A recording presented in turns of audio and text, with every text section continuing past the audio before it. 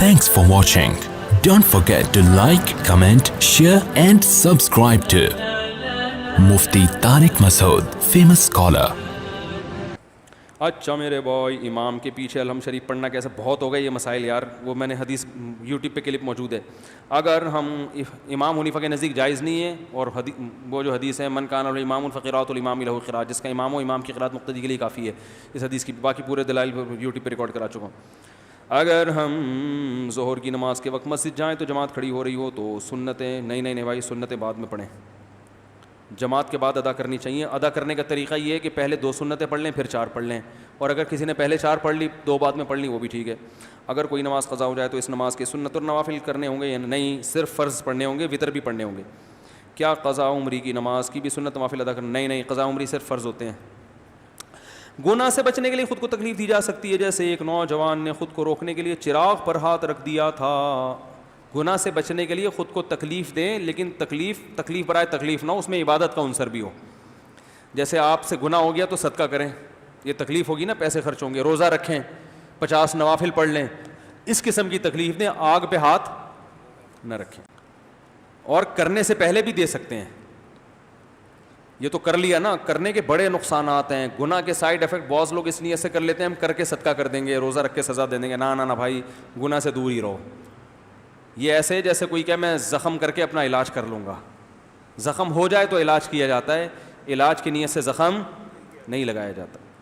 ایک ہندوستانی اداکار کے مرنے پر کچھ لوگ یہ کہنے لگے ہیں کہ یہ جہنم میں جائے گا، اور دوسرے جو یہ کہہ رہے ہیں کہ تم لوگ یہ نہیں تو کہہ سکتے کہ جہنم میں جائے گا، یہ اللہ کا کام ہے، تو اسلام میں کیا صحیح ہے؟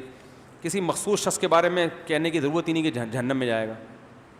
بس جس کی بھی موت کفر پہ ہوگی، ایمان کے بغیر ہوگی، قاعدہ یہ ہے کہ وہ جہنم میں جائے گا. یہ کہنے کی ضرورت نہیں ہے کہ یہ والا، ٹھیک ہے نا؟ یہ بالکل غلط ہے، اس طرح نہیں کہنا چاہیے.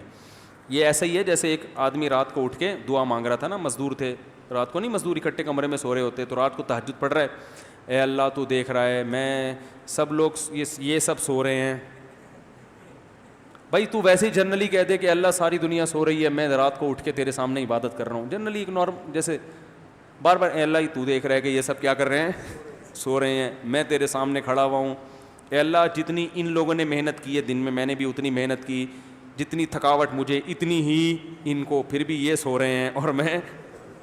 تو ایک نے کمبل سے منڈی نکالی، بولا کم بخت تو اپنی تعریفیں کر، ہماری غیبتیں کیوں کر رہا ہے بیٹھ کے اللہ کے سامنے، ہماری برائیاں کیوں کر رہا ہے بیٹھ کے. تو بس جنرلی بول دو بھائی جو ایمان کے بغیر موت ہے وہ بری موت، جہنم میں جائے گا. باقی یہ بول رہے ہیں کہ یہ والا جائے گا، یہ تو خام خامے پھڈے والی بات ہو گئی نا. نکاح کے بعد بیوی کے نام کے ساتھ شوہر کا نام لگے گا یا لڑکی کے والد کا؟ میں نے علماء سے سن شادی کے بعد بھی لڑکی کے نام کے ساتھ اس کے والد کا نام لگے گا. نسب تو تبدیل کرنا جائز نہیں ہے، شوہر کا نام بھی لگا سکتے ہیں، والد کا بھی. لیکن میرا خیال یہ ہے کہ چونکہ نسب باپ سے چلتا ہے، جائز ناجائز کی بات نہیں، جائز دونوں ہیں. نسب باپ سے چلتا ہے تو باپ کا نام ہی لگنا چاہیے، کیونکہ صحابہ میں باپ ہی کے زیادہ تر ایسا ہی ہوتا تھا، بنت فلان، ٹھیک ہے نا. یعنی جو نام کا حصہ باپ کا نام کا حصہ ہوتا ہے. باقی تعریف کے لیے بھی کہتے تھے فلاں کی زوجہ، صحیح ہے نا. جب نبی کے پاس ایک خاتون آئی، نبی نے پوچھا صحابی سے کون آئی، انہوں نے فرمایا عبداللہ بن مسعود کی زوجہ.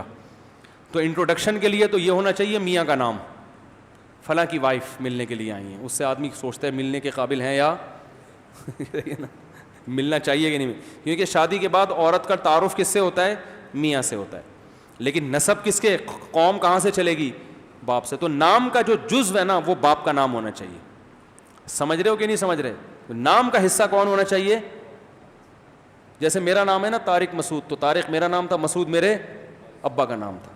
تو ایسے ہی کوئی خاتون ہو تو اس کے ساتھ بھی نام کا جو جزو ہے وہ باپ کا نام ہونا چاہیے. تو شکر ہے میں خاتون نہیں ہوں، اگر ہوتی اللہ نہ کرے تو بھی اپنے نام کے ساتھ کیا لگاتی؟ ابا کا نام کا جزو. باقی تعارف میں بھائی فلاں کی زوجہ. تو اس طرح سے ہونا چاہیے. باقی یہ کہ نادرہ کی میرا خیال ہے ریکوائرمنٹ بھی ہے شوہر کا نام ساتھ میں لگانا. کچھ چیزیں انگریزوں سے آئی ہیں. انگریزوں میں ابا کی تو کوئی ویلیو، ابا کا پتہ ہی مشکل سے چلتا ہے. میاں کا کاغذ میں لکھا ہوا ہے، شادی ہوئی تھی تو پتہ چلا تھا. تو تھوڑے سے اس طرح بھی مسائل کھڑے ہوتے ہیں. اگر فرض نماز بیٹھ کر پڑھ لی، انگریزوں میں تو کاسٹ ہی چینج ہو جاتی ہے. جیسے پٹھان کی شادی، خان کی شادی ہوئی نا کہیں ارائی سے، تو وہ وائف شوہر کا جو خاندان ہے وہ وائف کو دیتے ہیں, حالانکہ خاندان تو بہرحال کہاں سے چلتا ہے بھائی, شوہر اگر سید نہیں ہے, بیوی سید ہے, تو بیوی پھر بھی سید رہے گی چاہے وہ غیر سید میں شادی کرے, کیونکہ باپ کیا تھا, سید تھے نا. تو نسب کہاں سے چلتا ہے بھائی, باپ سے, کیونکہ بلڈ تو وہ ہے نا. اگر فرض نماز پڑھ بیٹھ, ہاں شریعت نے پھر میاں کو یہ پروٹوکول دیا کہ اولاد جو ہوگی اس عورت سے وہ تمہاری طرف منسوب ہوگی, ماں کی طرف منسوب. بولو نا بھائی, تو شوہر کہہ سکتا ہے نا میں پھر کس کام کا, سارے تو ابا کو بنا دیا, میں بھائی تمہارے اولاد ہوگی تو وہ تمہاری طرف منسوب ہوگی. صحیح ہے نا. اگر فرض نماز پڑھ کر بیٹھ کر پڑھ لی تو نماز نہیں ہوگی, تو کیا اگر نہیں تو جتنی نمازیں بلا عذر جو نمازیں بیٹھ کے پڑھی ہیں دوبارہ لوٹانی پڑیں گی. مصلحتاً جھوٹ بول سکتے ہیں, مصلحتاً جھوٹ نہیں بول سکتے, جھوٹ بولنا حرام ہے, ناجائز ہے. البتہ کوئی ظلم کر رہا ہو, قتل کا اندیشہ ہو, یا کوئی وہ ظالم ہے, تو پھر جھوٹ بول کے جان بچانا جائز ہے.